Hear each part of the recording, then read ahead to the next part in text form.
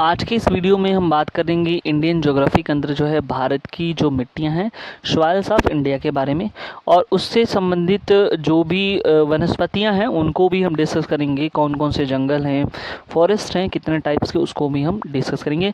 Everyone, this is Manish, welcome back to our YouTube channel corpus juris. तो चलिए start करते हैं। देखो, भारत की मिट्टी को समझने के लिए पहले देखो ICR, ठीक है, Indian council agriculture research centre ने जो है भारत की मिट्टी को 8 प्रकार से माना है। तो ये बिल्कुल क्वेश्चन यहाँ पूछा गया, भारत की मिट्टी को कितने वर्गों में विभाजित किया गया है या कितना बताया गया है, तो 8 प्रकार के हैं। उन्हीं 8 प्रकार को हम एक एक करके जो डिस्कस करेंगे, जिसमें पहला नंबर हम डिस्कस कर रहे हैं काली मिट्टी, जिसे ब्लैक सॉइल के नाम से जानते हैं। मोस्ट इंपॉर्टेंट क्वेश्चन यहाँ पे पूछा जाता है। हमारा जो वीडियोज़ है UPPCS, ठीक है, PCS, RO, जितने भी स्टेट ओरिएंटेड एग्ज़ाम हैं उन सभी के लिए इम्पोर्टेंट है, जहाँ पे इंडियन ज्योग्राफी है। आप सबको पता है GS में जो है हिस्ट्री और ज्योग्राफी, पॉलिटी, ये सारी चीज़ आते हैं, तो वहाँ पे आपको इसको पढ़ना बहुत ज़रूरी है। तो काली मिट्टी को हम समझते हैं। पहली बात तो काली मिट्टी के कुछ नाम हैं जो यहाँ से क्वेश्चन पूछे अन्य नाम से, जैसे इसे कहते हैं रेगून या कपास की मिट्टी, ट्रॉपिकल ब्लैक अर्थ या ट्रॉपिकल चर्नोजेम। ये सभी जो 4 नाम हैं काफ़ी इंपॉर्टेंट हैं और क्वेश्चन यहाँ से पूछा जाता है। अगर हम इसकी फॉर्मेशन की बात करें, निर्माण की, तो बेसाल्ट लावा के अपक्षय और अपर्दन से होता है, आपको लर्न होना चाहिए। ये किन जगहों पे पाए जाते हैं? निम्नलिखित जगहों, जैसे दक्कन ट्रैप के ऊपरी भागों में पाई जाती हैं, जैसे महाराष्ट्र, मध्य प्रदेश, गुजरात, आंध्र प्रदेश, कर्नाटक। इन सभी जगहों पे जो है ये क्या होता है, पाई जाती हैं, ठीक है। काली मिट्टी राष्ट्रीय मृदा सर्वेक्षण के अनुसार सभी राज्यों में 5.46 लाख वर्ग किलोमीटर में ही फैली हुई हैं, ठीक है। अगर हम बात करें यहाँ पे, तो मालवा का पठार जो है, प्रमुख जो मिट्टी है वो काली मिट्टी ही है, ठीक है। अब देखो, कपास के लिए बहुत ही अच्छी मिट्टी मानी जाती है, जो काली मिट्टी होती है उसमें बहुत अच्छी है। इसमें लोहा, चूना, कैल्शियम, पोटास, एल्युमिनियम और मैग्नीशियम कार्बोनेट की अच्छी मात्रा होती है, लेकिन नाइट्रोजन, फास्फोरस और जो भी ह्यूमस वगैरह होते हैं उसकी क्या होती है, यहाँ पे कमी पाई जाती है।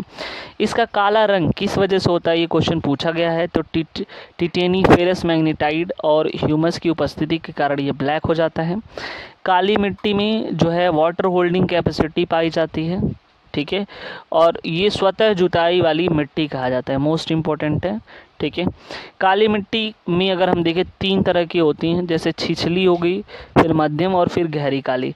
छिछली जो होती हैं बेसाल्ट ट्रैप्स में पाई जाती हैं, उससे बना हुआ है। मध्यम बेसाल्ट सिस्ट और ग्रेनाइट से, और गहरी जो कि वास्तविक काली मिट्टी, इसका निर्माण जो है ज्वालामुखी उद्गार से होता है, ठीक है। अब हम नेक्स्ट मिट्टी यानी कि नेक्स्ट सॉइल के बारे में डिस्कस करेंगे, लेटराइट सॉइल। तो सर्वप्रथम जो है 1905 में बुकानन ने इसका अध्ययन किया था। ये लैटिन भाषा में लेटर से मिलकर बना है, जिसका अर्थ होता है ईंट। भीगने पर ये मिट्टी जो मक्खन जैसी मुलायम, लेकिन जैसे ही सूख जाती है तो काफ़ी कड़ा हो जाता है ये, और मौसमी वर्षा वाली उष्णकटिबंधीय जलवायु के लिए विशिष्ट मिट्टी ये मानी जाती है।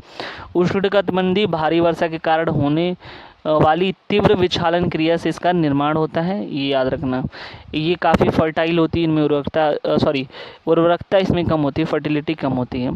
लौह ऑक्साइड, एल्युमिनियम ऑक्साइड की प्रचुरता होती है, जबकि nitrogen, phosphoric acid, potash, lime, other जो कार्बनिक एलिमेंट है उनकी कमी होती है। ये केरल, पूर्वी तमिलनाडु के छोटे भागों में, जैसे उड़ीसा, छोटा नागपुर पठार, ठीक है, पूर्वोत्तर का मेघालय, इन सभी जगहों पे पाई जाती हैं। लगभग ये कह रहा है कि 1.8 लाख वर्ग किलोमीटर तक भारत में फैली हुई हैं। सर्वाधिक विस्तार की बात करें लेटराइट मिट्टी की केरल में, जो कि मालवार तटीय प्रदेश है। दूसरा नंबर महाराष्ट्र में है। इसमें जो खेती की जाती है, टोपियोका और काजू की उपज अच्छी होती है, तो ये क्वेश्चन पूछा जाता है, और उच्च ताप और भारी वर्षा वाले स्थानों पर विकसित होती हैं।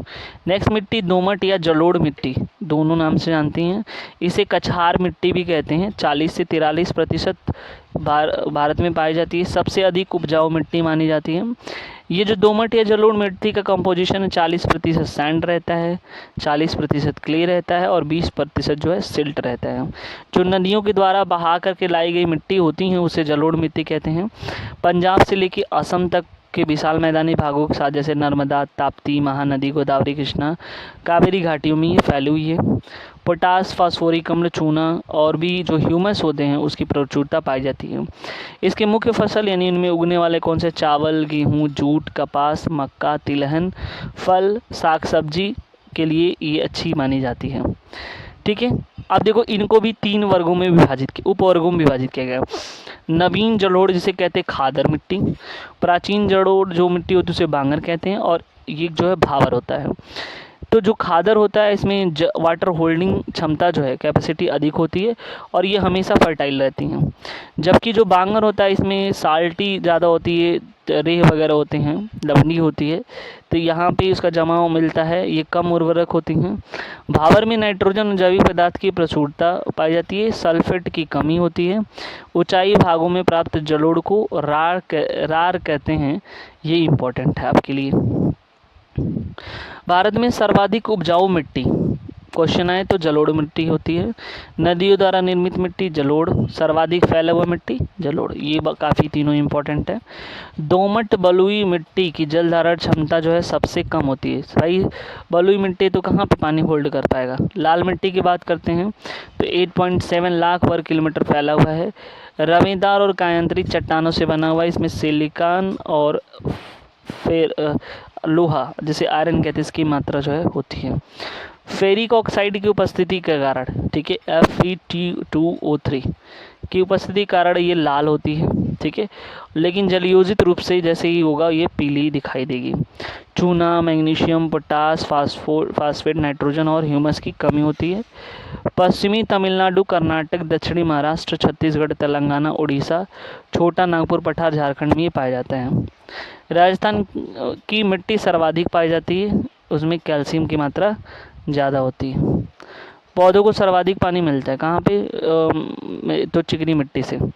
अम्लीय और क्षारीय मृदा की बात करते हैं तो अम्लीय मृदा क्या होती है, जिसका पीएच मान कम होता है, यानी कि यहाँ पे टोटल 7 होता है, अगर 1 से लेके 14 होता है, 1 से लेके 7 के बीच में इधर रहा तो एसिड वाला कहानी है, 7 से लेके इधर रहा तो बेस वाला, लेकिन 7 पे रहा तो क्या है, वो क्या है, न्यूट्रल है। तो जो भी 7 से कम होगा, लेस देन 7 होगा, वो क्या होगा, अम्लीय होगा। जो भी 7 से ज़्यादा होगा वो क्या होगा, क्षारीय होगा। तो देखो ये पीएच जो वैल्यू है 6 से 7 के बीच में होगी। क्षारीय मिट्टी सामान्यतः जो है फसलों के लिए अच्छी नहीं होती हैं और एसिडिक सॉइल सेडिमेंट्री नेचर की होती हैं, इंपॉर्टेंट है। उच्च तापमान के साथ जब बारिश वर्षा होती है तो इसमें जो लीचिंग प्रोसेस से अम्लीय मृदा का निर्माण होता है। एसिडिक सॉइल कृषि योग्य बनाने के लिए चूना फेंका जाता है ना खेतों में, ठीक है। क्षारीय मृदा शुष्क और अर्ध शुष्क भागों में दलदली क्षेत्रों में पाई जाती हैं। मिट्टी की जो भी बेसिसिटी है, क्षारीयता, उसको हटाने के लिए जिप्सम मिलाया जाता है। CaSO4 × 1/2 इसका फार्मूला है। सर्वाधिक जो साल्टी मृदा होती है, लवणीय मृदा होती है, वो गुजरात में है। भारत में सर्वाधिक क्षारीय मृदा क्षेत्र कहाँ पे है, यूपी में है, इसको याद रखना। चाय के बागानों के लिए जो मिट्टी पाई जाती है वो अम्लीय होती है और सबसे ज़्यादा मृदा अपरदन कहाँ पे हुआ है, चंबल घाटी में हुआ है, ठीक है। ज्वार किसी अन्य फसल की तुलना में सबसे ज़्यादा मृदा अपरदन करती है, सोरघम के नाम से जानते हैं, इंपॉर्टेंट है। वनोन्मूलन और वनारोपण से जो है मृदा अपरदन, इस वाले इरोजन को रोका जा सकता है। प्राकृतिक वनस्पति की बात करते हैं, ऐसे वनस्पति जो प्रत्यक्ष या परोक्ष से जो है बिना सहायता के उगते हैं, मतलब मानव उगाते नहीं, उसको बोलते हैं, और अत्यधिक आर्द्र एवं उष्ण भागों में ये मिलते हैं। अगर क्लासिफिकेशन करें फॉरेस्ट का तो टोटल 5 हिस्सों में इसको डिवाइड किया गया है। Tropical, evergreen and semi evergreen forest, जिसे उष्णकटिबंधीय सदाबहार एवं आर्द्र सदाबहार वन कहते हैं। ट्रॉपिकल डिसिडियस फॉरेस्ट, उष्णकटिबंधीय पर्णपाती वन कहते हैं। तो उसके बाद जो है माउंटेन फॉरेस्ट जिसे पर्वतीय वन, लिटोरल एंड स्वैम्प फॉरेस्ट वेलांचली एवं अनुवन कहते हैं। ट्रॉपिकल थॉर्न फॉरेस्ट उष्णकटिबंधीय कटीले वन भी कहते हैं। भोजपत्र यानी वर्च हिमालय से पाया जाता है। कत्था बनाने के लिए खैर की पेड़ की ज़रूरत पड़ती है, उसकी लकड़ी रहती है, ठीक है। व्यूया मोनोस्पर्मा को जंगल की आग कहते हैं। इसे ढाक या पलास के नाम से जानते हैं और पलास जो है यूपी का राजकीय पुष्प है, तो ये इंपॉर्टेंट है। खेजरी जो वृक्ष होती है मरुस्थल का राजा उसको कहा जाता है। लीसा से विनियोजा और तारपीन का तेल बनाया जाता है। महोगनी ठीक है। ये मूलतः जो है नॉर्दर्न साउथ अमेरिका का उष्णकटिबंधीय जो है वृक्ष है, ठीक है। तो इस तरह से हमने जो है कंप्लीट जो है इसको डिस्कस किया है, मिट्टी कौन है और मिट्टी के साथ साथ उगने वाली वनस्पतियाँ कौन कौन सी हैं। आई होप ये वीडियोस आपको क्लियर होगा। Thank you so much.